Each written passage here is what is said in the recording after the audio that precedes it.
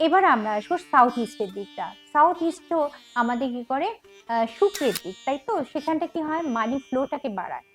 এবার দেখবেন যে মানি ফ্লো ঠিক মতো হচ্ছে না, অর্থাৎ সেখানটায় রয়েছে টয়লেট আছে, অথবা সেখানটার রং আপনি করে ফেলেছেন ব্লু, অর্থাৎ আগুনের দিক, সেখানটা আপনারা যদি জল ঢেলে দেন তাহলে কি করে সেখানটা মানি ফ্লো থাকবে, তাই না?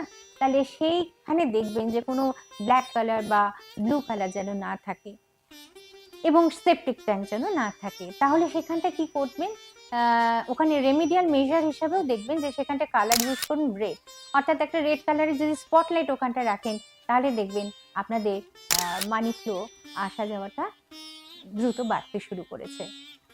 এবার আমরা দেখব ওয়েস্টের দিকটা। ওয়েস্টের দিকটা কি হয়, আমাদের সেভিংস থাকছে না, আমাদের যা অর্থ উপার্জন করছি সব বেরিয়ে চলে যাচ্ছে। তাহলে দেখতে হবে যে ওয়েস্টের দিকটা তাহলে নিশ্চয়ই বাস্তু দোষ আছে। সেখানটা যদি টয়লেট থাকে, বা সেখানে যদি কিচেন থাকে, বা সেখানটায় যদি গাছ রেখে দেন, এয়ারি এলিমেন্ট যদি থাকে, তাহলে কিন্তু সেখানে বাস্তু দোষ তৈরি হয়।